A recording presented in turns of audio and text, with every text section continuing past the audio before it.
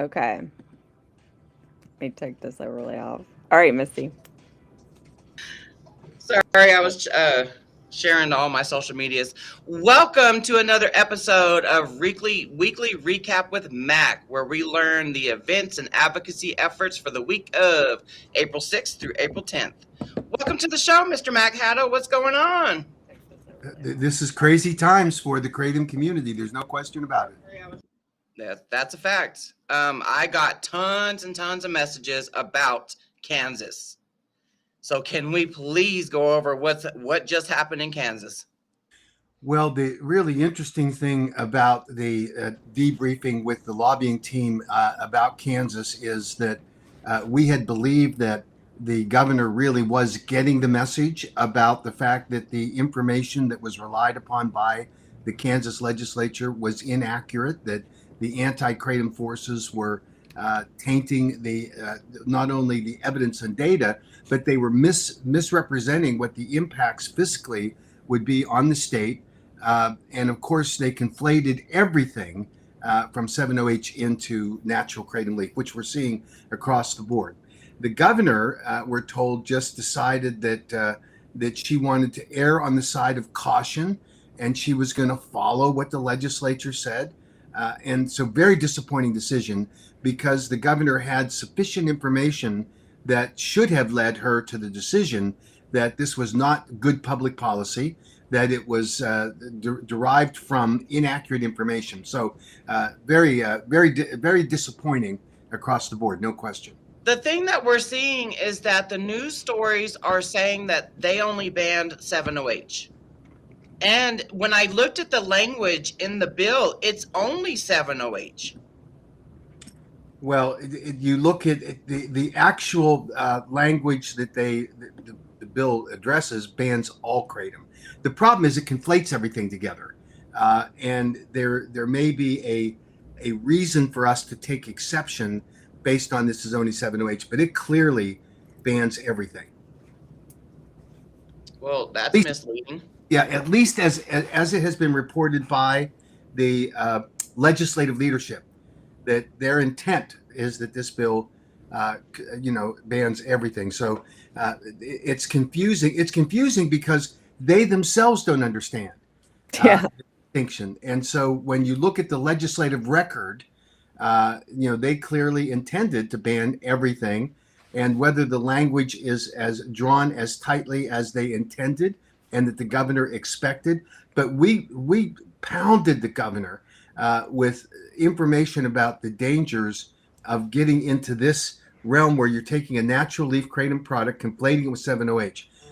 And then, of course, we had a massive outpouring of constituents, which we're very grateful for, by the way, in order to fight back on this. But while the language is confusing, the intent of the legislature clearly was to ban all kratom products. Because I'm serious, I can't find kratom or mitragynine in that language at all. I see 7-hydroxymitragynine and a bunch of other research chemicals. I can't find kratom or mitragynine. Yeah, now that you said that, I'm going to go back and look and see exactly at the bill that she signed. Yeah. But I can tell you that in talking with legislative leaders, it was banning all kratom because they said we can't tell the difference. That was sort of the argument, and that, of course, I'm hearing, and all of us are seeing being represented. For example, the Tennessee Bureau of Investigations representative in the hearing sits there and says, not only was kratom euphoric, he also says, I can't tell the difference, and there's nothing. We don't have the equipment to tell the difference. All of which was untrue. But this is what's happening in this space, and part of the problem is that the 7-OH community has adopted the strategy that if they're going to ban 7-OH, then we're going to advocate they ban everything. Yep. They're going to take kratom with them. Yep. And it's like, I'm going to take my ball and go home. And they do not account for the fact that they created this problem. When they came onto the marketplace without the required science to justify its safety, that's what drew the attention and focus of the FDA, because as they examined all of the reports and evidence and data about the scheduling decision, they didn't do that casually. They went in and dug hard on it, but the predicate was that the requirement under federal law for any dietary or botanical supplement to come onto the marketplace, they had the science and data, and they kick back now and say it's the same. Miss Ross from Seven Hope Alliance, there couldn't be a bigger fog machine than when you listen to her talk, and it's all the same, and she's throwing Kratom right under the bus at these Right. hearings. I mean, she truly is. I've never seen anything like it. But that's their strategy. They're saying if you've got to ban everything. If you believe that 7-OH is bad, then you got to believe that Kratom's bad too, because they're the same thing. That's essentially the message and the confusing outcome of it. But my argument is if 7-OH is truly made from Kratom, why would you do that? Yeah. Why would you why did you throw the baby out with the bathwater? Yeah. Well, they say that they're all, we are all Kratom is their whole little gimmick, which is totally false. But, but then their actions don't speak the same thing, Gabrielle, I agree with you. I have looked through with a fine-tooth comb. I looked at the language in the Kansas bill. And so she put it in ChatGPT. There's nothing in there that says Kratom or metragenine. So, Mac, you got some work to do, buddy. I do, and I may be drinking the Kool-Aid of the legislative leaders who told me that they were intending to ban both because we were fighting against it, and unless something dramatic happened, I know that the intent. So I'm going to go back. My homework. I'm going to do it. And I'm going to make sure that what you've said is, if in fact it's accurate, that it does not clearly state that metragenine in its natural form is banned, then we have a basis to go back and clarify. It truly doesn't, Mac. And the fact that I read the governor's press release, I understand her part of Kratom, but this right here, her little statement of Kratom and the FDA stuff, but it's like, she herself is confusing it because in the language it's not in the language. Yeah, well, you've given me some hope.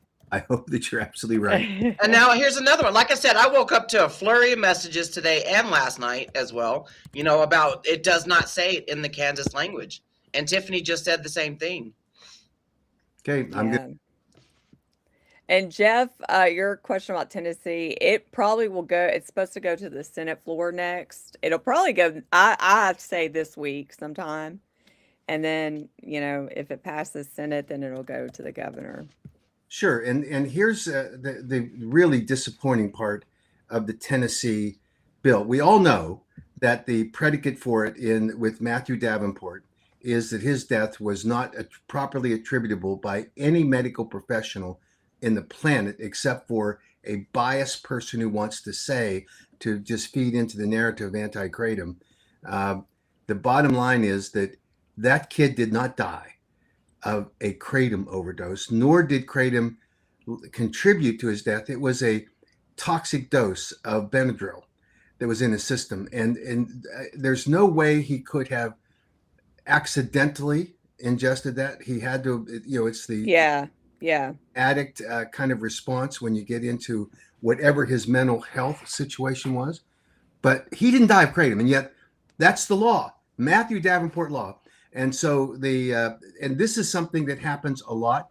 A state legislator becomes impassioned because they have this grieving family that comes to them and tells them the story, and they say, "Oh, it's just extraordinary in terms of how quickly this caught up with our son or daughter," and it's just untrue. The narrative is excusing the irresponsible behavior in some cases of these fatalities, and of course there's underlying health conditions that have to be considered, and polydrug use.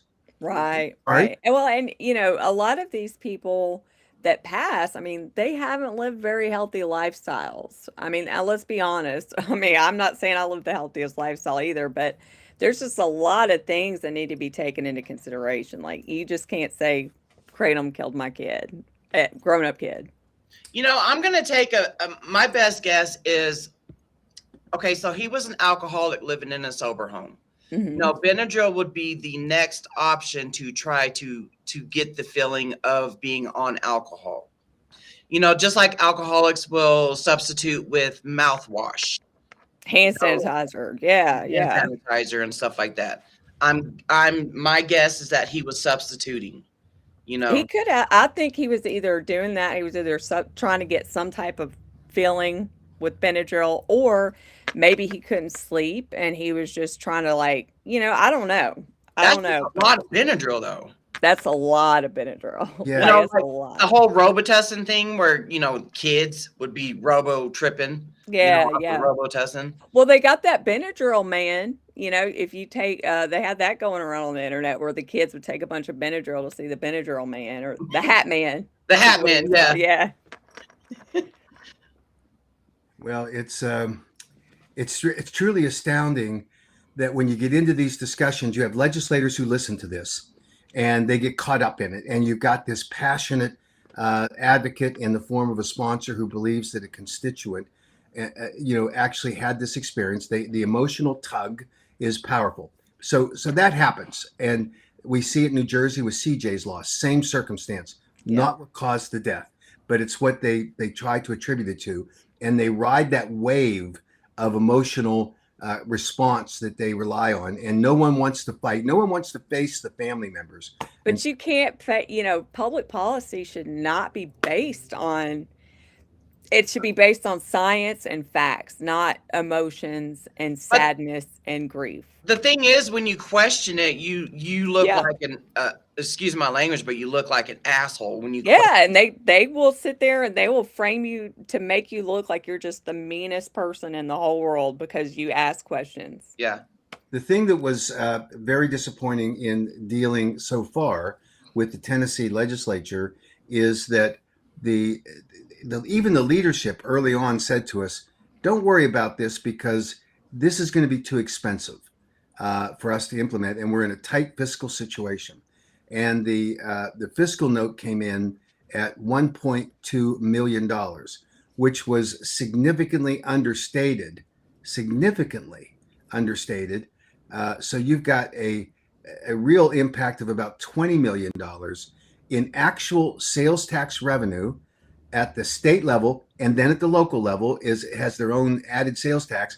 But under the Tennessee law, the state has to reimburse the local county for any law that they pass that takes away income on terms of sales tax.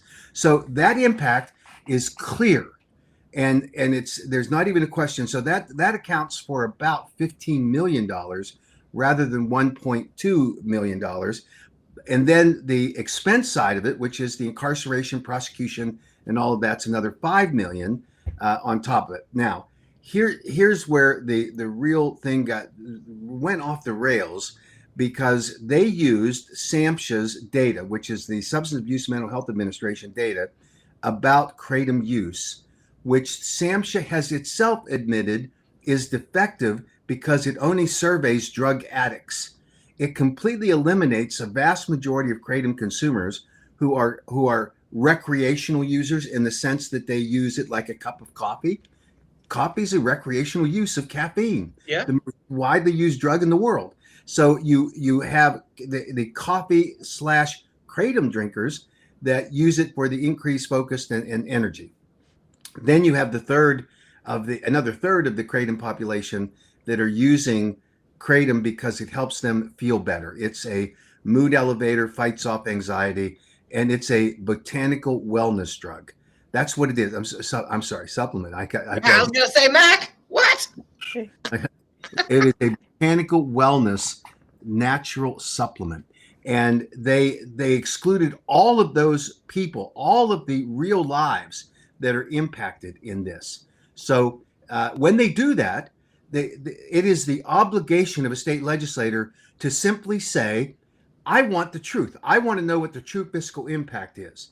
But the sponsor didn't want any revision of the fiscal note based on real data. And in fact, she said, and of course, we've all seen the testimony of the sponsor and her surrogate in the House Finance Committee, the Senate Finance Committee, which was bizarre because it completely inaccurate. I'm not going to say she lied. I don't think she knew any better, any more than the TBI guy did. But when you have that kind of messaging that goes out, and they say, we don't want to know. It's not important what the fiscal note is, but the governor funded it at $1.2 million. That's the amount of money that's going to be available under this bill. And when the local governments see the revenue loss, and when the state government reports on the revenue loss, this could have been avoided if they had simply said to the fiscal analyst, we want you to use data that is verifiable rather than SAMHSA's data. And of course, that's available in Dr. Oliver Grundmann's and his colleagues who did the Kratom Prevalence Survey, peer-reviewed and published. So it's legitimate. It's not like that I said or you said. This is something that can be verified, and they have a document. So at the very least, they should have provided an alternative fiscal note that would have allowed for a legislator to say, hey, do I want to invest this kind of money into this program to satisfy one member who, by their characterization, is she never asks, Esther never asks for anything. And so we want to help her out with this because this is important to her. Well, and it's telling, like, you can tell that's the vibe you get when you're sitting in these hearings. Like, they didn't even ask anything at the second Senate Finance Committee, like, except for, this is making people, this is giving, possession Class A misdemeanor. And Gardenshy, he didn't even know. He said felony. Right. Like, there's no, it's blowing my mind. Wouldn't there be, like, on the bill, would there not be, like, enforcement included? There's not anybody listed on who's going to be enforcing this. There's not any, I feel like there's just no structure. Like, there's just, like, it's a piece of paper. Well, it's smoke and mirrors. Yeah, well, any ban that you have falls to the regular law enforcement agencies that do this. So TBI will be doing this. The local police will be doing it. And they'll be going into shops to see if they're selling it. If you are caught, just like we see in Alabama, and do not let me leave without telling you some good news about Alabama. But if you get caught in Alabama, what happens? You get nailed with a drug charge that could put you behind jail for 10 years to life. And we've all seen that with Shayna. So this is a mess. But that's what will happen in Tennessee. You have the same kind of enforcement mechanism that is that gets you into a very bad position because you have clearly uninformed TBI agents. Yes, don't know their rear ends from a hole in the ground. I mean, this is craziness. And then I'm embarrassed. I'm embarrassed for my state. Like, honestly, I'm embarrassed to say that I'm born and raised in Tennessee. Now I used to be so proud to say that, that I'm a proud Tennessean, and it's like seeing what Jen and everybody, all the Tennessee residents are going through. This is shameful. Well, and I remember many years, I don't know how many years ago it was, to be honest, Mac, but I remember a couple of years back during a webinar, you had mentioned something like Tennessee does it different because of, like, I guess the hearings, how they do their legislation. And, they don't even want to hear from their constituents, like, when you go up there. I mean, I think there was maybe a total of 6 people that got to talk on our side total throughout the whole thing. And that's, like, it's definitely not like South Carolina or, Idaho or, they're like making extra days to make sure that they're hearing everybody. It's just, I know that it's really disheartening for a lot of people.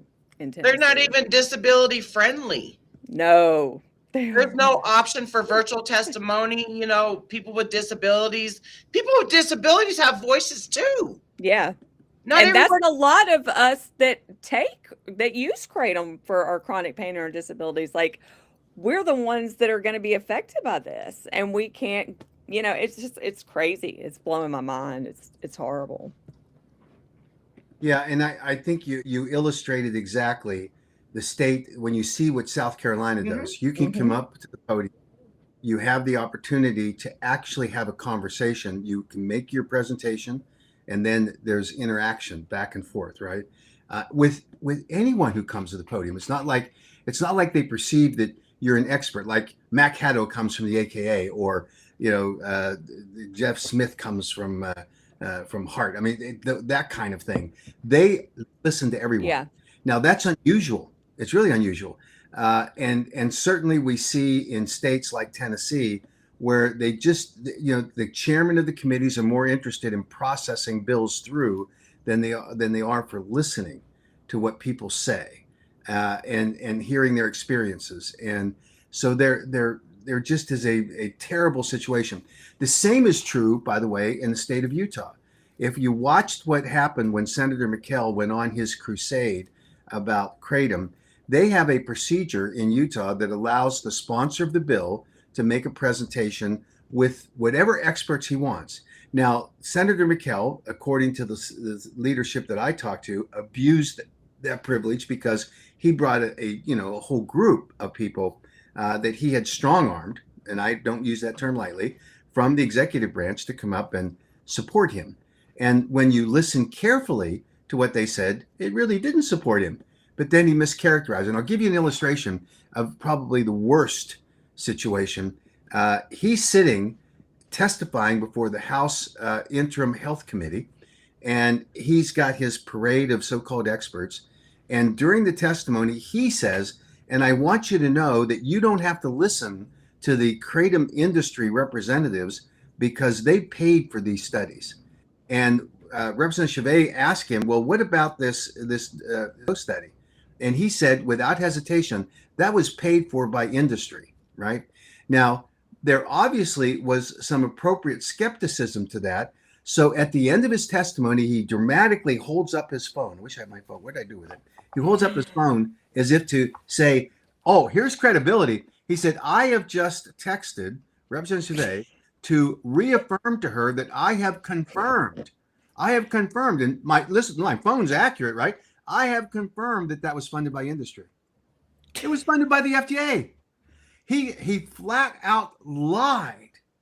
So when you get into the regular session, not the interim committees, regular session, same protocol, he gets to put on 25 to 30 minutes of testimony. And then, I get 1 minute, 5, and then they cut it off because the chairs want out. They want out of these meetings. They're in a crunch. They've got hundreds of bills and they're trying to get through it. And I'm seeing that, unfortunately, replicated across the country. We see more and more of these kinds of things that are going on where the legislatures really are not listening to their constituents. And it tells me that we have a challenge ahead of us to find out how to more effectively communicate prior to the legislative sessions coming into play with legislators to inoculate them with good information and to fight off the germs, which are the bad Kratom information. And we need to— more like cancer. Yeah, exactly. That's you're right. The analogy is more appropriate to be cancer. So this is what happens when we get into these battles, and then you have the well-funded anti-Kratom machine that is growing every day, and you get into these ridiculous circumstances where you've got people like Dean Francis in Virginia, and he will make claims about, oh, well, my son was addicted and had to go into this serious substance abuse treatment program. There's never been a full accounting of what exactly his son was on. And I've just been on this week on LinkedIn with him, and the son's agreed to go on a podcast with me or a webinar. Oh. The question is, who's going to sponsor it and, what the rules will be. I said, I don't need any rules. Let's just have an honest conversation, just the two of us. And he actually agreed to that. Wow, okay. And, so maybe we'll see a breakthrough so we can have an honest conversation rather than the commando keyboard attacks that his dad engages in. He's good at regularly. that, yeah. Yeah, it really is. And it's really too bad. So there's no perfect solution to this because every legislature's different, but more and more getting into this, let's just get through. New York's terrible. Utah's becoming terrible. South Carolina's fabulously good. You see it happen in Georgia, the same kind of thing. Sponsor gets a long time, the people. Although I have to say that the chair of the committee in Georgia, and that's another one we should talk about before we leave, was actually very good. He limited time, but he allowed for the questions to come out, and so I think that's important. He's always been really good. I really got good vibes from him. I don't know why, but he reminds me of like the actor Matthew McConaughey. Yeah. I don't know, but he's always been really good. Yeah, and I think that the bottom line is for the future, as we continue through this legislative session this year, and we'll have to deal with what the landscape is. Part of what our push next year, as I said, is to get early information out in the hands of key influencing legislators to fight back against this anti-kratom nonsense. When you see the phenomenal abuse of power in the state of Michigan, where the chair tells the KCPA chairman, you're dropping that bill, you're dropping it, and if you don't, then you're not going to get another thing through. And suddenly that sponsor of the KCPA becomes this vocal advocate for banning it. Now, how did that conversion happen? Except that the Speaker of the Michigan House was influenced by Patty Wheeler. And Patty Wheeler comes in with her Hollywood connections and her little documentary, which she still hasn't been able to sell to Netflix, which she openly admits she's not able to do. God that Netflix has some filters about propaganda, and she sells the Michigan speaker, let's get this done because we got to save lives. And the Michigan speaker invokes a very not a rule that's not used very often, which forces and compels legislators to stay in their seats. Yep. They cannot leave. That's compulsory voting, and says you are going to vote for this. And so under the watchful maternal eye of Patty Wheeler, who's sitting there glaring at all the legislators on the floor, they conduct a vote. Now, how is that democracy? Yeah. Now, got to go over to the Senate now, and we think that the fact that it was handled in the way that it was by the Speaker, and by the way, the Speaker is a big fan of the Trump administration. He's a big fan. And the Trump administration is pushing a counter message when you have the President of the United States in the White House congratulating FDA Commissioner McCary for his fight on 7-OH. And then you have Bobby Kennedy out in Arizona just this week talking to the tribal leaders and brings up voluntarily the fight on 7-OH. I read that. And when you see, I read that article. When you see FDA Commissioner McCary openly telling everyone that we're not focused on natural leaf kratom products. And why? Because of the FDA single ascending dose study that, I don't know, Senator McKell lied about and being an industry funded thing. So here we are in this conflict, but we're in the Senate in Michigan. And I think that it doesn't help what happened in Kansas, don't get me wrong, but it's going to help us when it comes down to a search for the truth. And so I think that's where we're getting to. And it's interesting because one of the divides that is now going to, it is a political one that's going to be introduced into these discussions, is that it's what Senator Booker said at the federal level, when you criminalize people for the use of an otherwise safe product that's been proven to be safe, then you cross the line. Now, it's a little bit of a difficult line with 7-OH because it will be banned federally, but the reason it's banned is the critical part, and that is that it is a chemically engineered and manipulated opioid, mm-hmm. and it has a pathway that if they want to market it, which they do as a therapeutic agent, which is everything that they're doing, then they should go through the new drug application process. It's available to them. But what they did is they snuck on the market with this chemically manipulated opioid engineered to give you euphoric high, to hook you, and to have all of the side effects that come with opioids, with a highly dangerous substance. So chemically manipulated substance. So here's the challenge, is that we defend that natural kratom is appropriately on the marketplace, and that these chemically engineered products are the ones that need to be evaluated in terms of their effects as opioids in the way that they are. I get it that some could argue, well, you're being inconsistent. Well, no, because kratom came on the marketplace and passed the test, and it passes the test today with the FDA with respect to the requirements under the DSHEA Act for a kratom product being on the market. 708 does not. And Ms. Ross will say, oh, they're the same thing. Well, no, they're not. And that is perpetuating the same fraud that the 708 manufacturers did on the marketplace when they entered the marketplace and said, these are kratom products. They're not. And yet they sold that. They sold that unsuspecting consumers. You go to the convenience store or to the a health food store, and they hand you a sample of 708. Now that's a marketing technique. They want you hooked. That's a drug dealer technique, Mac. Yeah. Absolutely. So they give you a free sample, and you take it and you walk out, and as was described to me at the Chance Show by a couple of the vendors who are selling 708, they said, when I asked what's the difference between 708 and kratom, 708 will knock you on your ass. It does, no question. So what do? Do we protect the public, and do we do this appropriately? So the challenge, obviously, in these states, and here's the hot spots. Obviously, Tennessee. We hope that we can convince the governor that even if it's just on the fiscal note, that fiscal note needs to be revised in a way that gives him an accurate picture. And they don't have the money. They do not have the money in Tennessee to implement this bill. And if they ban it and can't enforce it, it's an awful. They're losing so many businesses will have to pack up and leave. That's just even more money.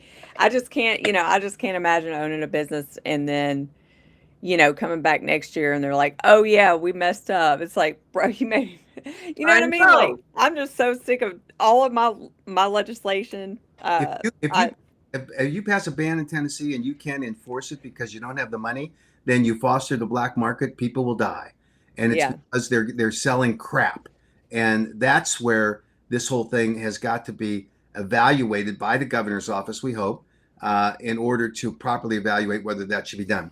State of Iowa, we're obviously in a fight. It's going to come down to a floor vote, I'm told, on tomorrow or Monday.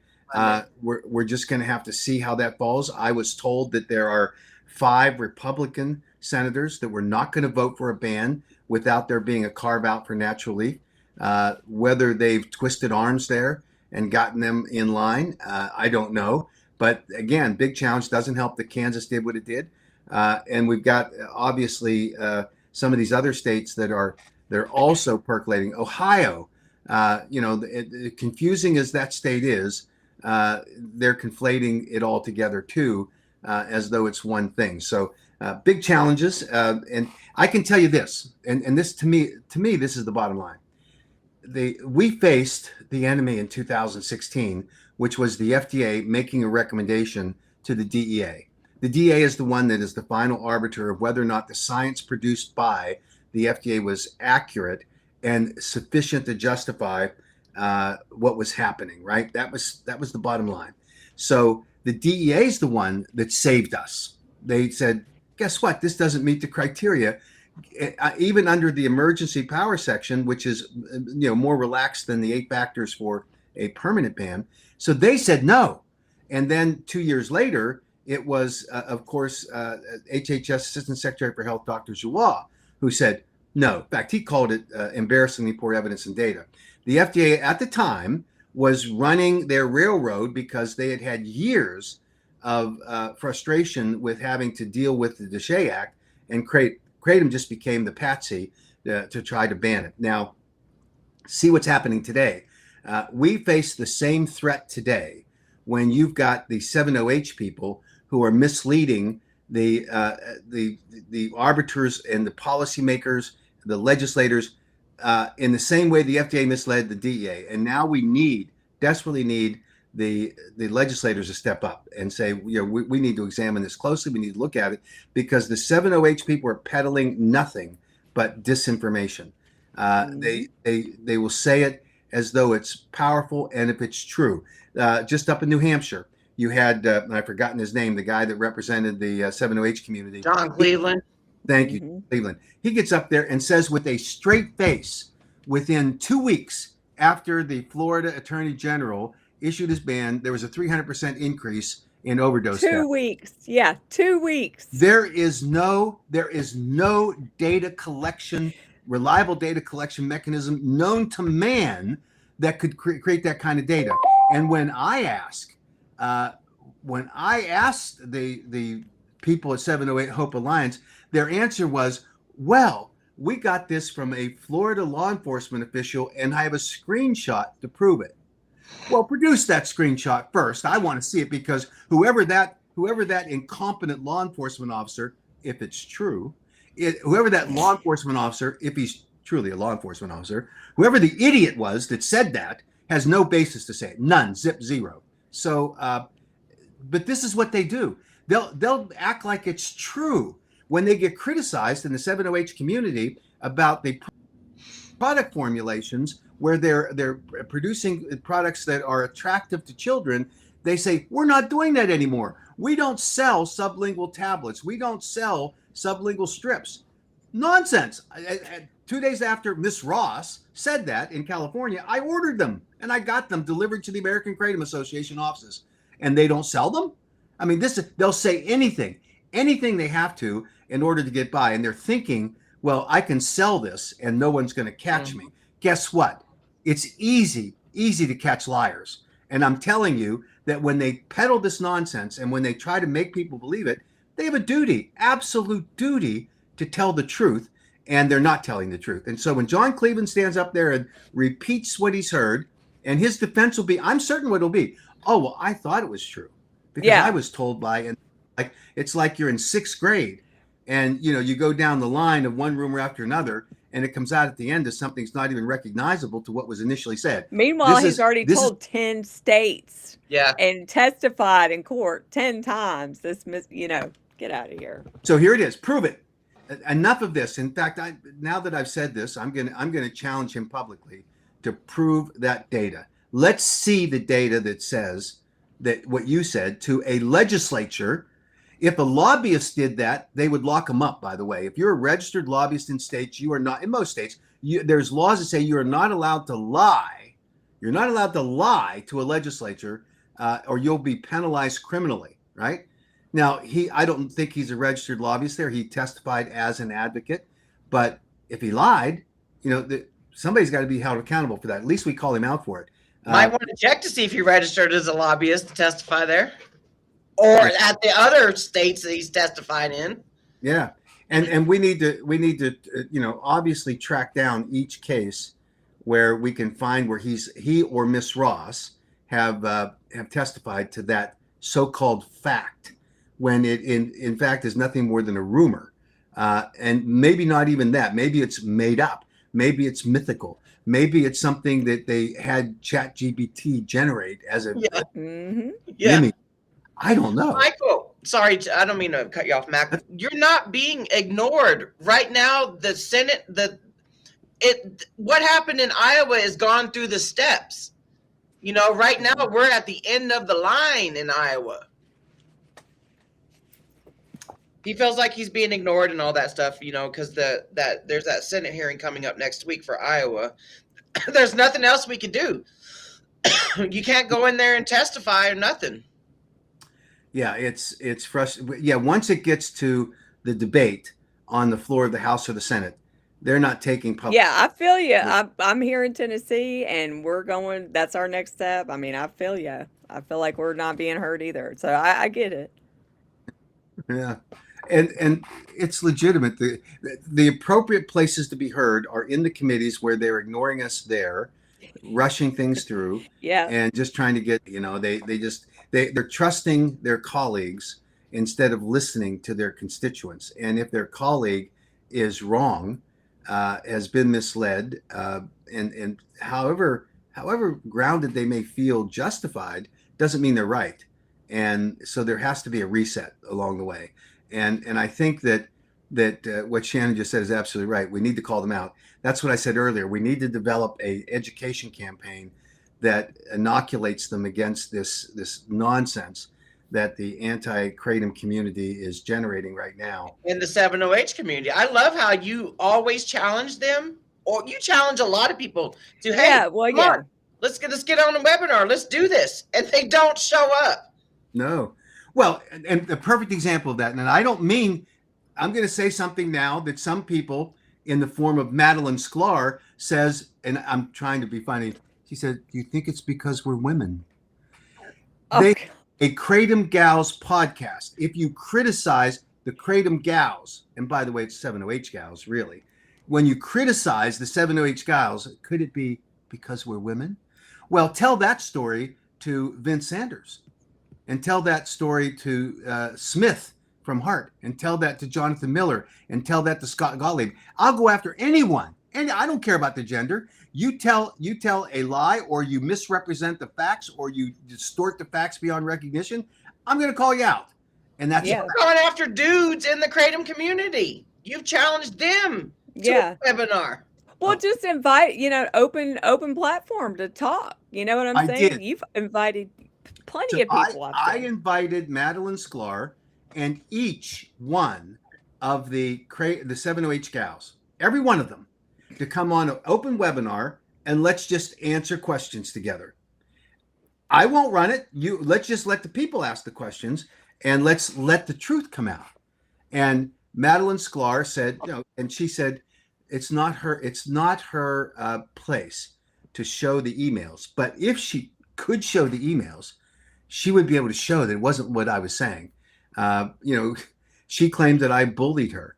Now I'm going to show those emails because it is my place. And I'm going to put out a video that describes this in detail. But the more important, and I think that what needs to be addressed with the 7OH Gals issue is complex, but it's part of the real problem. And that is that who was the cartoonist that said that we've met the enemy and they're us?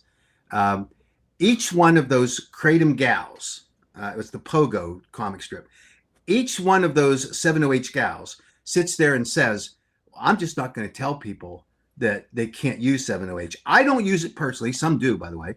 But Madeline says, I don't use it personally, and I'm not advocating for it, but I'm not going to tell anyone. I'm not going to tell anyone that they can't use something that's benefiting them, right? That is the pathway to a Kratom ban. Because if you tell someone that they can use fentanyl, if you tell someone they can use heroin, you tell them they can use methadone irresponsibly, when that's the view they're expressing, I'm not going to tell. We had a co-host on here right now every week that was on fentanyl or crystal meth or whatever. That's pretty much advocating for something. I mean, you're not. And when, like I said before, what they're not realizing or recognizing or just don't care, the 7OH is why you are doing a live stream to show the news stories and such. Right. 7OH is the reason why us advocates are sending hundreds of emails every week and attending hundreds of hearings. Right. Well, wait a minute. How can you claim that?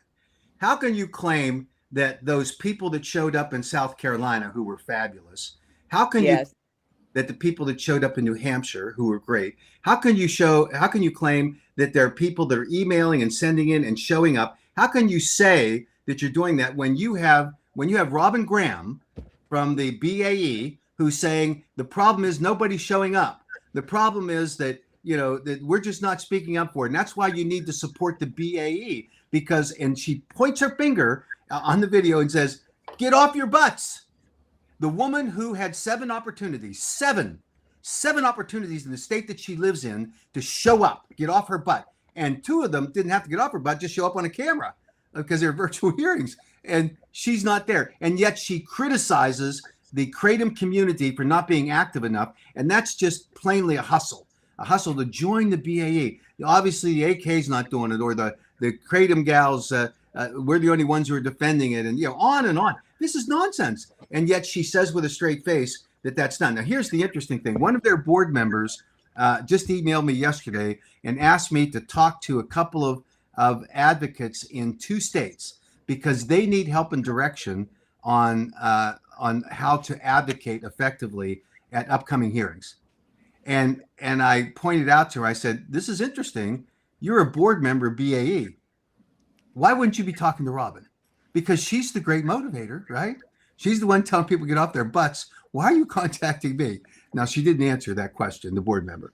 I know why. Because, again, there were people that got sucked into this idea that we can become relevant, we can become part of this whole organization again, and we can do this, sort of fluff on the front part, saying, here's where the hearings are. Well, you could just get that right off of our information, and frankly, the GKC does a good job on that, and the Botanics for Better Health and Wellness. Better Health and Wellness.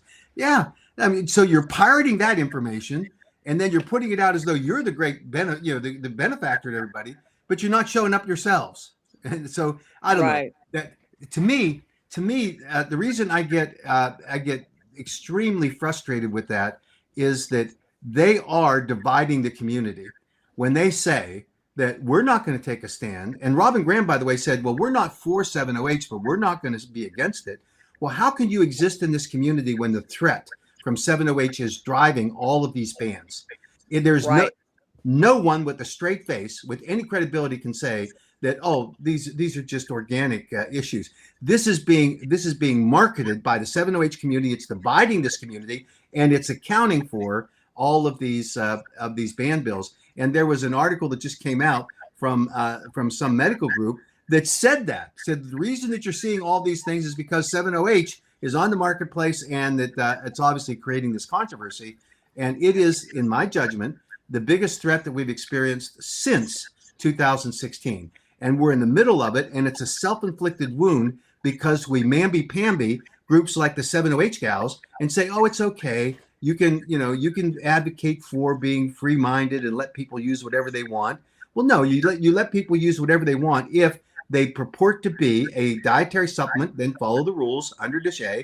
If they purport to be a drug, then file your NDA. They aren't going to do that because they don't want to have to be accountable for the money that's associated with that. And when they get these people that stand up and act as though they're experts, I heard Ms. Ross say in one of these hearings that she was the most experienced 7OH researcher in the country, and that she was the expert, the 7OH expert. Well, I'm sorry. Show me the number of peer-reviewed published articles that you have authored. Show me those. Compare that to Marilyn Eustace. Compare that to Sybil Swift. Compare that to Jack Henningfield. I mean, give me a break. And yet she'll sell that. And she says it. That particular instance was before the Kansas City Council, and I almost wanted to barf when I heard it. It was unbelievable that she would make that statement. She's so full of herself in this, and in my opinion, she was misleading everybody because she was taking on this self-anointed, I'm the expert on these issues. So that's pretty unfortunate. Can you tell Michael what he can do for Iowa, please? So I think after Monday, assuming that the bill passes, and I don't think that's a given assumption yet, we're going to work the governor's office, and we're just going to make the case as best we can, and we're already preparing for that in order to get this done. So I think that's our challenge at this point. So Iowa's just like Tennessee, where there's one more step to go before it goes to the governor, right? Whether they sign it or veto it. If that's the case, I mean, the only thing you can do is go talk to every senator, or get up there and. That's the only thing you do. Just need to get between now and Monday, whenever they get to it. We just hammer those senators. We've got our campaigns out there. We're doing the very best we can to make sure that they hear us and that they know exactly what they're doing. And if you're just emailing, I know in Tennessee, it seems like they're not even reading emails. Like, you have to be face to face. I'm hearing that echo. Do you hear an echo, Misty? No. Okay. I remember we were talking about the echo. I know. I don't know why it started echoing before, like last time. So I don't know. I don't hear it. Hold on. Let me fix this. If it's my fault, I apologize. I don't know what it is. We still clip up the videos just fine, though. Okay, so what was going on? Tell us about Alabama. Okay, so there is there is going to be a new attorney general, and the new attorney general is currently what we think will be the new attorney general is currently in the attorney general's office, and it appears that there is a significant interest in learning more about kratom and understanding the difference between natural leaf kratom and the synthesized versions. And apparently this individual attended a seminar or some meeting where she heard this from the FDA and HHS. And she is very, very interested in talking to us about what those differences are and what the next steps for Alabama. So great platform for us to move forward to get Alabama to fix what never should have been done in the first place.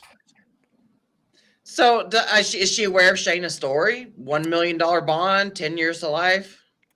We're not at that level yet. She's just, because of what she heard in a meeting in Washington, D.C., she's very interested in learning more about it and thinks we need to take the next steps in Alabama. So okay. We're going to tell her. We're going to tell her when the opportunity comes. Okay, so what about Georgia?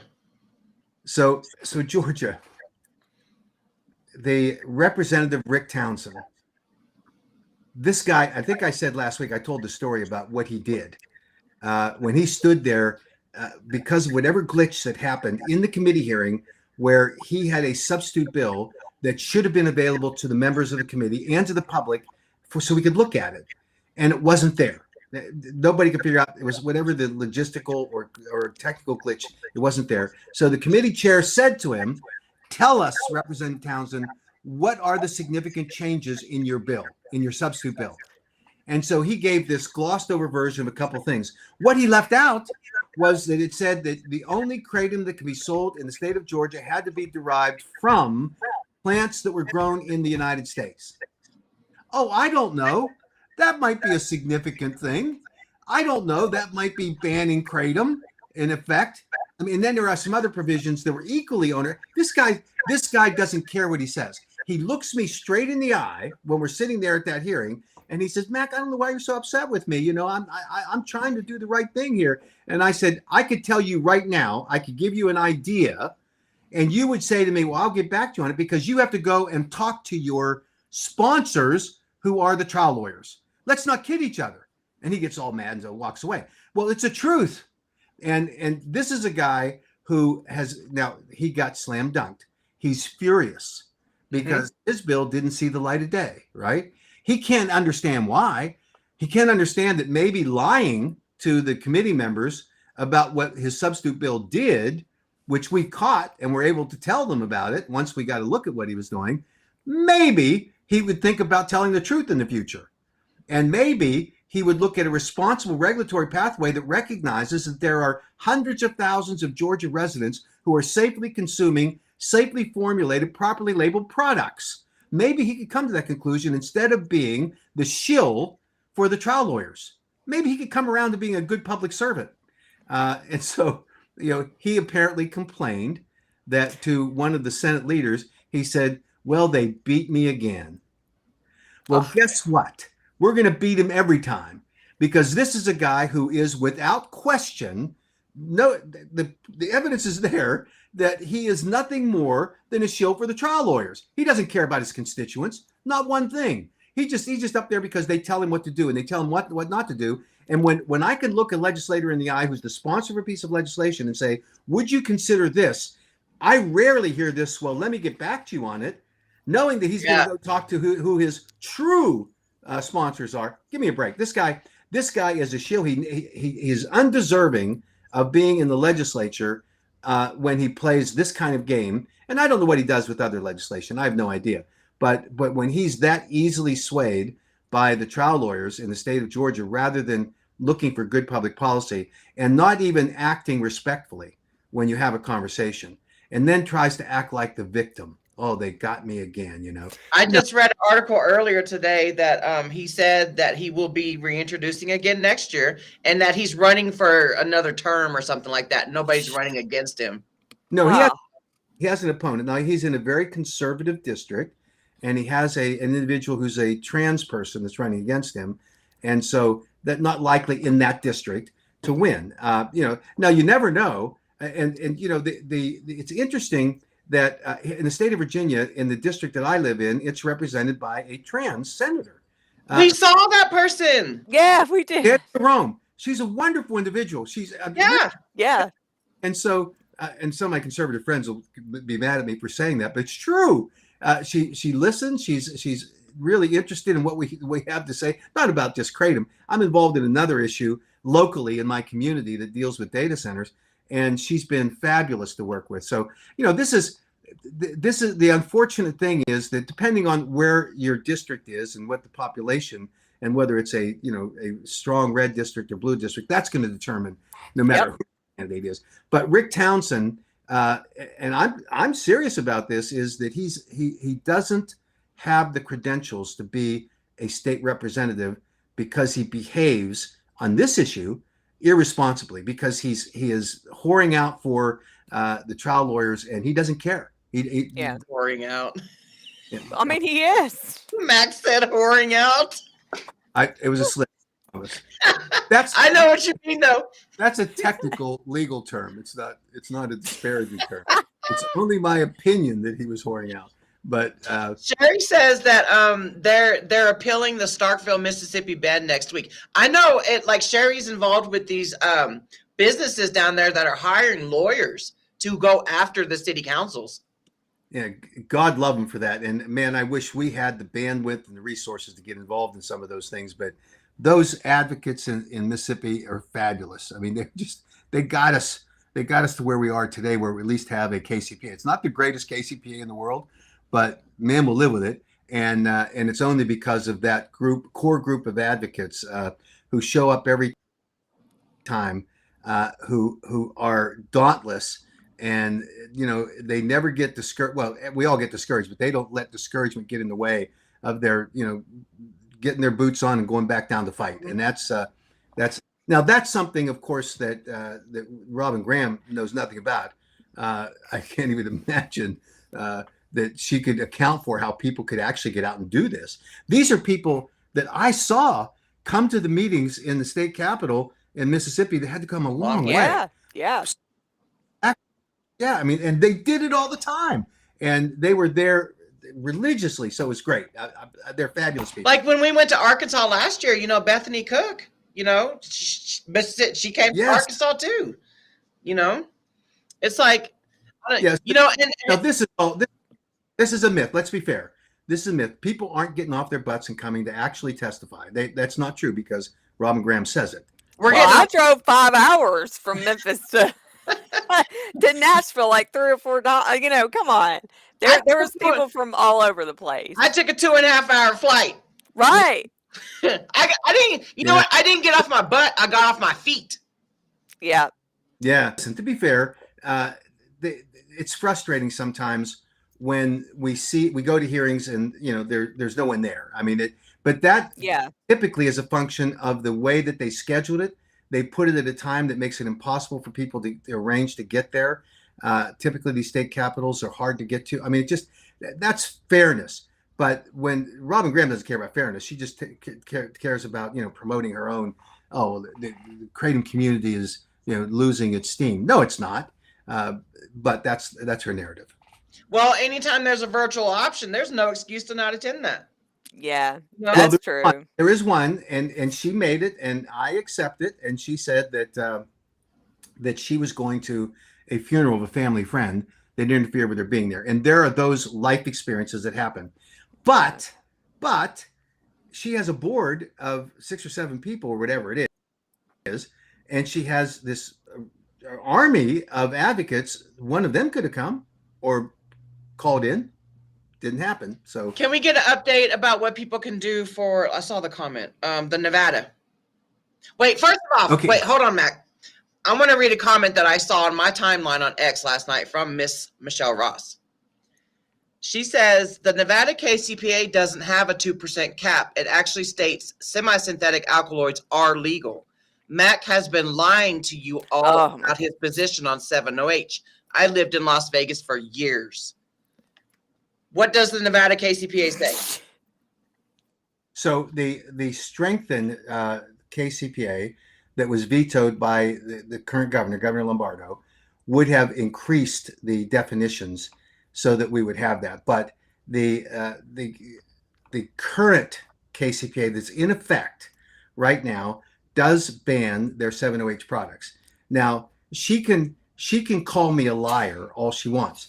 And that I will treat it just as her opinion, just as it is my opinion that she will say and do anything that's necessary before a group, because she is self-anointed the most expert 7OH researcher in the world, maybe the universe. Maybe we should send her up on the next moon landing thing so that she can claim that she's the expert in the universe. This is a woman who say anything. Now, when I first met her, it was probably in 2000, I'm guessing 2020, 21, at a Champ Show event that we had a luncheon, and she sat down next to me, and she introduces herself, and she hands me her book, which says Kratom is Medicine, right? And I don't know her from Adam, and I looked at it, and I don't like that messaging, because that sends the message that this is a drug. And so I politely told her I was not a fan of the messaging. She offered to give me her book, and she was going to sign it. She pulled out her pen to sign it, and she asked me how she should address it. And I said, I don't want your book because I don't believe in the messaging. Now, I earned her enmity at that point, right? Because I wasn't going to fawn all over her. I wasn't going to buy into her message. This is just, I'm looking at this woman thinking, and she got very aggressive with me. And I know that's unusual for her, in trying to make her pitch. And I said, at the end, I'm sorry, I'm not going to do this. And so we're not on the same message line. And she got ticked off and walked out, which was great because the guy that she displaced to sit next to me got to come back and sit next to me.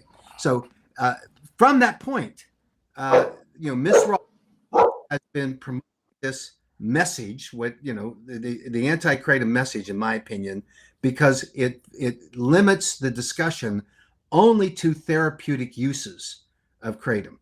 And I'm a believer, but there's a interesting line that's drawn by federal law. A manufacturer cannot make a therapeutic claim that's associated with a kratom product. And so that is the ban that comes federally on a manufacturer. And there's case law all over the place that you can't do that. We at the AK have turned over more than 130 companies that make illegal therapeutic claims or that are marking 7OH as kratom when they shouldn't be. And the FDA, obviously enforces against those things.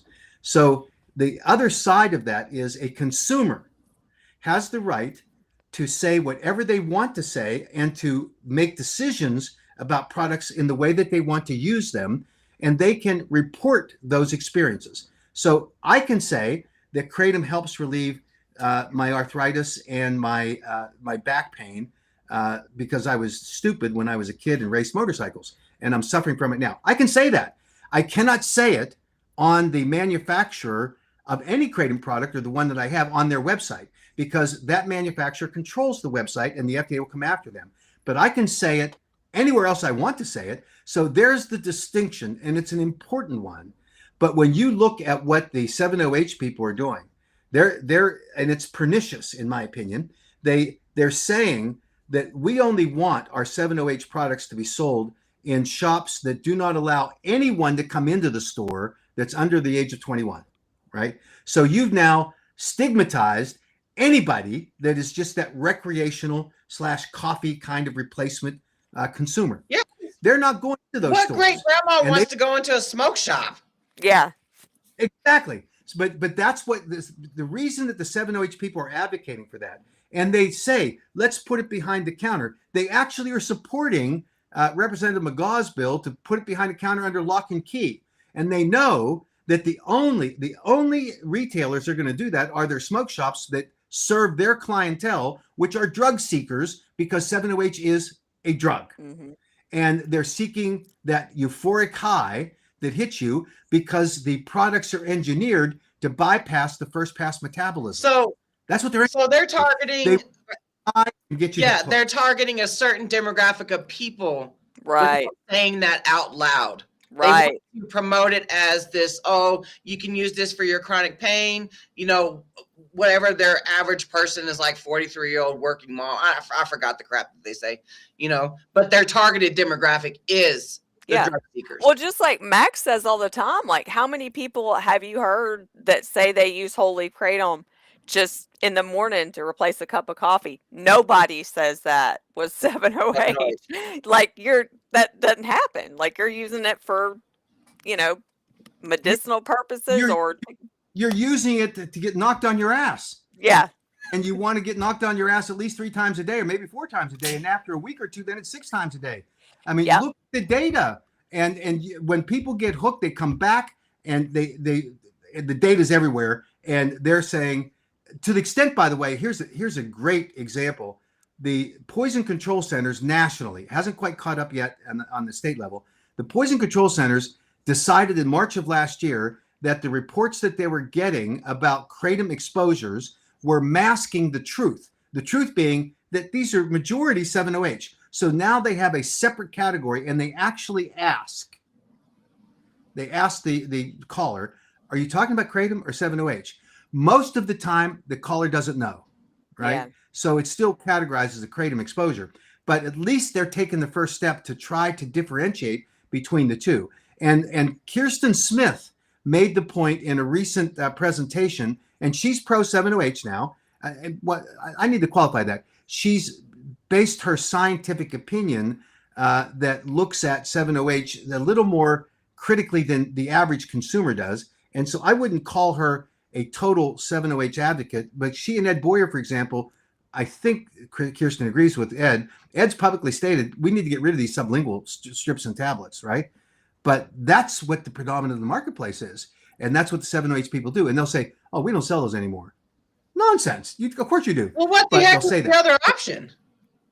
There's tablets and sublingual, but what's the other option? There's not ground up 7-OH powder. I mean, there's that. Well, they could use the first pass metabolism system. The one that Miss Ross famously, and now the other guys are all saying, oh, when kratom goes through your first pass metabolism, hits your liver is the organ that's designed to protect the human body. And so listen to what Ed Boyer says about it. It hits your liver, and the liver starts to break it down. It does this for any drug that you take, and it starts to compartmentalize and disperse it. And so after it gets through your liver, it goes all kinds of different ways. It's broken up and it's diluted. He doesn't say that word, but that's what it is. Diluted to the point that it's protecting your body. When it hits your mu-opioid receptors, it's not just a partial agonist. It's efficacy in binding to the using the G protein pathway, and the binding to the mu-opioid receptors is the key part of it. The 7-OH products that are sublingual go absolutely right to your mu-opioid receptors, bypasses your gut and the liver. Now, here's the thing that I found astounding, that the most knowledgeable 7-OH expert in the universe says routinely about the fact that, it goes through your body and it already produces 7-OH, so it's the same thing. The difference is that when you take a natural leaf kratom product that has a trace amount of 7-hydroxymetrogenine that hits your liver, very small amount, and then it increases by 23%, I think is the fraction they're talking about, then it shows you that your body produces 7-OH. And so therefore, it's the same as 7-OH. Now, here's the problem. A 7-OH majority content product, if you ingest it and it goes through your first pass metabolism, hits your liver like a freight train. No longer is the liver doing its metabolizing process. It's fighting against the 7-OH, and it's reacting to it. And it's incredible that they would try to draw the same. So if a majority 7-OH product hits your liver, and if it breaks it down even further into more 7-OH, what is the outcome? A highly concentrated, dangerous level 7-OH. These people are astounding in the way that they deliberately manipulate the wording of what they describe and justify what is a chemically engineered opioid drug, trying to justify and say, it's the same as kratom. The kratom has 7-OH in it. And so therefore the same products. This is craziness. You know what? Like when I was addicted to my oxycodones for 11 years straight, towards the end of my addiction, a couple years towards the end of my addiction, I would snort them, so that they would hit me faster. And then when that was starting to, trail away, I would start smoking them off aluminum foil. So that would hit me faster. So I continue to say this, that I am glad 7OH was not around when I found Kratom in 2019. Yeah. Like I found Whole Leaf Kratom at the perfect time. And I had a perfect storm of events that happened when I found Kratom. You know, I got fired from my chronic pain management doctor in April. I went to the street, started doing cocaine. I saw that documentary, A Leaf of Faith, on Netflix at the time. I went to the smoke shop the next day, bought Whole Leaf Kratom powder, started my journey. I tried to abuse the powder. I still never found the high. Bam. And here I am almost 7 years later, you know, and I only take 1 teaspoon once a day, and I take 1 to 4 days off every week. This is coming from somebody who has an addictive personality. Right. You know? And for somebody to tell me that, oh, you'll forever be a recovering addict. You're once an addict, always an addict. I do not buy into that addiction industry tagline. Yeah.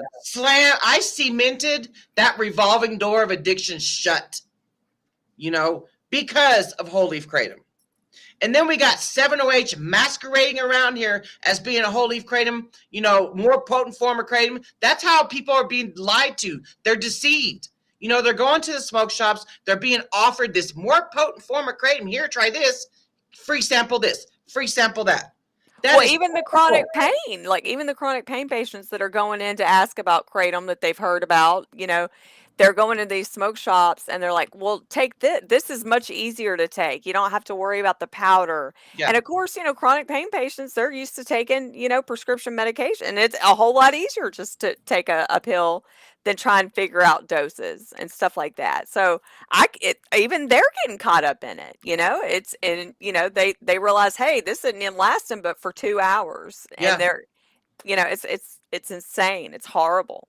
And then they want people to, you know, quarter up a tablet that can't even stick together. And then they got other ones that are higher milligrams, and they want people to eighth up the like what?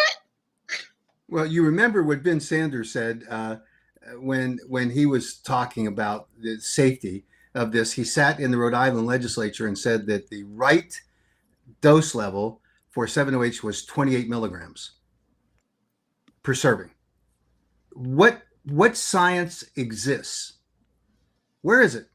Now, I'm sure that Ms. Ross can come up with some tortured definition of that, but I've not heard her do it yet. But 28 milligrams, that's a huge dose. And then the cat still got her tongue. Comment. Only a person being snide would say something like that.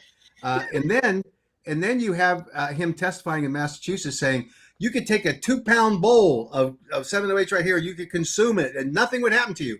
And that's when I've told you before, the legislator out on the hallway said, well, let's hook him up to some vital signs. We'll know the moment he dies, because he surely will along the way. So, you know, it's really something. The human behaviors that are complex. The drug seekers, you know, they're not the villains. It's the people that provide products to them that play into that. And that's what's happened with 7OH.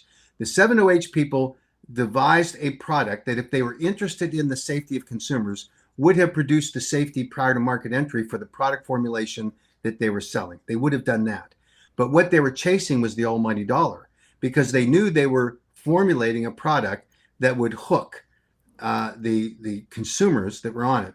They knew that it's a very unstable, metabolite and now concocted form of an opioid, and that it would wash out very quickly, and you'd be craving it within an hour, and then you have to come back to it, and that victimizes the consumers, and they're making a lot of money on it, and I get that, but it's not justified. And for them to try to in any way compare that to the experience of the Kratom consumer, where all the science says that you can consume as much Kratom as you want, it hits a ceiling effect, and the only outcome is going to be you're going to vomit. That's it. And now for the people that have psychological issues, that are the extreme addiction personalities, you can harm yourself. There's no question, but you're not going to kill yourself, because they haven't found a toxic level of Kratom that's going to result in a fatality. And that's why, and I know that this is something that Ms. Ross has not yet explored, is that the FDA, under their adverse event reporting system, takes every single death and every single adverse event report that's associated with kratom and now 7-OH, because they distinguish them too, and they evaluate them to determine whether or not there is a contraindication with a prescription medication that would be responsible for or contribute to the adverse event or the death. And if they determine that it exists, then they require the prescription medication to issue a black box warning, because that's who the FDA has absolute control over. So they would say, do not prescribe to the prescribing doctor, do not prescribe this if a patient, this particular drug, and if the patient's using kratom. You just need to ask and find out. So that's the way the system works. There's not been a single black box warning that's been issued against natural leaf kratom, not a single one. But and so the common denominator in these deaths attributed to kratom, that people are, Benadryl is one of them that be in their system, and an antidepressant. Right. Those are the common denominators. Well, and because they're ruled as kratom only deaths, I feel like that's just setting science back on finding out if there's ever going to be, you know what I mean? Like any interactions. I don't know. I just feel like a lot should be done, No, you're absolutely right. And we like to think that the system somehow is delivering what it's intended to deliver, right? That it's more perfect than not. And the truth is that we find defects in the structures of the way that laws are administered and the way they're created every day. And so we have to call them out. And I think to that extent, what you've just said is absolutely right, that we can't absolutely trust what's going on in our systems that we work with. And that's why we have to be vigilant and keep working on it to try to make sure that we're protecting the public, holy grail of the regulators, and saying, well, they've got it right, they get to do it. There's nothing wrong with challenging these circumstances, but there's also got to be a respect for the scientific evidence and data. And so this is interesting. And here's a perfect example. You raised at the beginning of the show with the question about whether the Kansas legislation actually bans natural leaf products. So I've been cheating and reading it while we've been talking. And I have serious questions about whether it does. And so we're going to go back and analyze that. And if we find out come Monday morning, we're going to be correcting the record. Because like I said, I woke up to tons of messages today, and they're like, oh my God, Misty, oh my God, it doesn't say kratom. And like I said, even the news stories that have came out also on Facebook and stuff. Yeah. So it's like something is wrong here. When there's so in other words, I woke up to an adverse event today, with multiple people messaging me, be like, you need to look at this Kansas bill. So I thoroughly looked through it, and not once is metragenine or kratom mentioned. This will be the most delicious dish of crow that I will have eaten if I find this. I know that's right. I'm not kidding you. I haven't heard that in ages, Mac. Okay, so back to Nevada. I'm sorry. I know that we can virtually testify, right? Yes, you can. So this is a work session, and this is a preliminary procedure that's required by the Board of Pharmacy under their rules to determine whether or not there's sufficient evidence to move to a full scheduling hearing. So voices are going to be heard there. There are 11 members of the Board of Pharmacy. They are they're going to take an evaluation. I was about to say a fair evaluation. I don't think that's properly characterized. They're going to at least listen. And the proponents of this, as I've talked to the executive director of the Board of Pharmacy, are a substance abuse group that is advisory to the Attorney General. Yeah. And, we already know what the substance abuse community thinks of kratom. They're seeing, and I don't attribute bad motives to anyone, but the reality is that, well, I do to some people, but in this case, the reality is that there is a significant reduction in the number of clients that are seeking the kind of interventions and medical treatments that the substance abuse community is able to offer because of the better for, good or not, the shrinking of the opioid population because of prescribing methodologies that are and protocols in place now. So there's that group, and then there are other people that used to be very susceptible to these opioids that are now finding other alternatives. So the traditional substance abuse treatment centers just aren't getting the same kind of money, and so they're big critics of ours. So that needs to be factored in. But that's the group that drove this. And I would say that the good news about that is it wasn't organically driven by some member of the Board of Pharmacy. It wasn't the chair. It wasn't any member. They're just going to be the tribunal judges of whether or not the evidence is sufficient. So we'll hear from the same cast of characters. You're going to have the medical examiner reports that say these are kratom-related deaths. We're going to be prepared for that. You're going to have the substance abuse community saying we've got all these clients coming in. Guess what? Wake up. That's called 7-OH, right? And I will love to hear Ms. Ross with her explanation about how, all these people are dying, and we'll have a chance to actually contest that at this hearing. So if we can pack the room with advocates, great. Now, we'll be subject to the same restriction at the state level. They've got an agenda. The chairman wants to get through that agenda within that 8-hour period. How much time she gives us, I don't know. It will be the first item on the agenda, according to the executive director, but again, subject to the whim of the chair. If she decides to move it someplace else, she can. But we need to pack that room if we can. And if we can't, we're going to have some experts there. Jack Henningfield's going to be there.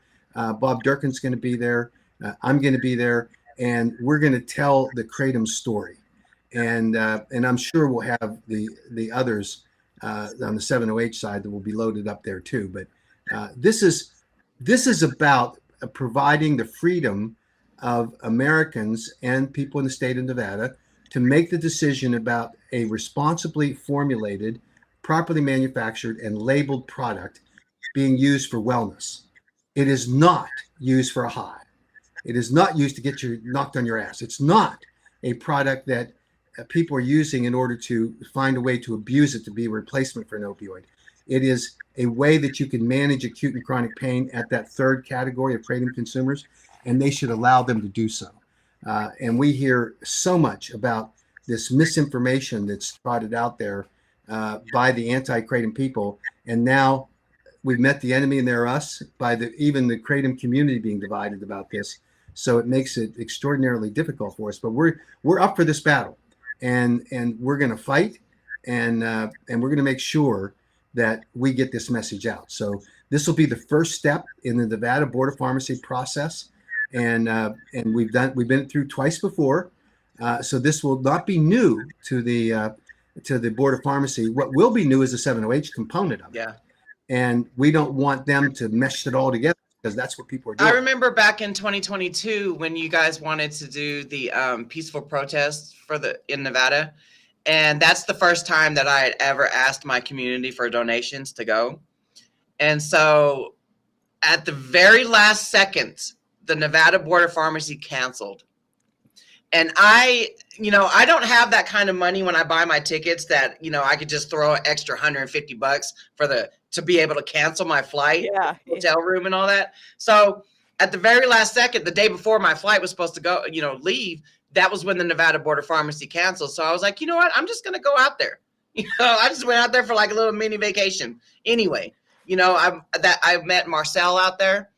And so, but that's the first time when this was in 2022. So I remember that going on. And then I remember watching another hearing that you guys attended. There were some amazing people that testified too at that hearing in Nevada. So I will never back down from a fight. I will never back down a challenge. I will make sure that I will make time to do something advocacy wise, So I have used you as my example because I'm trying to match you as best I can and get to testify when I can. So you are my hero. Dude, you've been doing this way longer than I have. Well, and by the way, I get criticized because I'm a paid lobbyist, and absolutely right about that. when I have my lobbyist hat on, in some states I'm required to do it by law, and I have to report how much I get paid as a lobbyist and all that. And that's easy, very easy to conflate me into just being the paid whore, you know. So, but I'm also a consumer, and I'm also an advocate. And my advocate hat, I think, is much bigger than my lobbyist hat. And when it's convenient to criticize me, and I'm not perfect, I accept that I could be criticized in a lot of things. When you're going to criticize me, fine, but don't try to conflate all this into, well, we're justified because Mac is just this paid lobbyist and we're just these unpaid people sitting out here in the sidelines. And of course, I'm talking a little bit about the 7OH gals, but not completely, because there are other people that like to take those pot shots too. I've said it over and over again. It's not just patting people on the head or throwing them a bone. This is the truth, that we would not have the success that we've had but for the advocacy community countering the very thing that's happening right now, where you get these tear-jerking stories, people that claim they lost a loved one because of Kratom. And we know that's not true, but the counter messaging is critically important, and it's listened to in many of these legislative bodies, because they hear people. They hear your story, Misty, and yours, Jen, and Laura's and Heidi's. I mean, you talk about the consumers that we have been able to amass in order to tell these powerful stories, and it has been to now sufficient. What we're facing is a highly sophisticated, well-funded anti-Kratom campaign that requires us to react and to adapt. And we need to counter these messages. Sometimes they're just pure PR. And we're now developing new techniques that we're going to come back on. And part of it's going to be, what do we do during the interim sessions when these some legislatures go all year, but very few of them. But the ones that are just short-termers, we're going to be disseminating information to make sure that they're inoculated against this disinformation. So that's part of it. I would say eradicated. Yeah. Eradicated. Eradicated. Yeah. No, I'm saying that, Jen. I will say, on as far as Iowa, a super fun quiz time. So I think Michael said that there was going to be, as far as I know, the emails and stuff coming through, it's not set in stone that there is a hearing on Monday. It just could possibly be up for debate on Monday. Is that correct in Iowa? Okay. It's calendared. That doesn't mean yeah. But what we understand, and this is a volatile situation always, that there were 5 Republican senators who said to the leadership, we will not vote for any ban bill that doesn't exempt natural leaf kratom. That's what they said. They want a regulation bill. Now, those 5 are enough to block passage, because it's such they're head counting. Now, the head counts change, and over the weekend they could change. That's why we're pounding over the weekend these senators saying, stand the ground and protect natural leaf kratom products. So we'll see on Monday what the outcome of this is. But we know that that the powers that be are pushing hard. The sponsors of these ban bills, and we just need to be there fighting. Because it shows that it's on the calendar on April 13th. Doesn't have a time or anything, but right. Guess we'll find out. So that's just subject to the leadership, and if they can pull it. I mean, it's interesting the way these processes work. If they get to the bill and they say, we want to defer it, that's a good sign, because they haven't gotten the votes yet. And then they want to send it to every legislature has a committee. They send bills to die. So it sounds like it's just going back to committee, but it's really going for the funeral ceremony. So, that happens. We hope that happens in Iowa, obviously. Okay. The others, let's see, Delaware. There's Delaware. Okay. Delaware, Representative or Assemblywoman Ross Levin is a fabulous advocate for us. A combination of wanting to get the right public policy and wanting to learn. So she's been listening. We had an hour-and-a-half meeting earlier this week. She asked me for some ideas on ways to improve her bill, and she's working with the GKC and their team as well. It's great. and she's this hearing will be on Wednesday. I think it's at 11:30, something like that.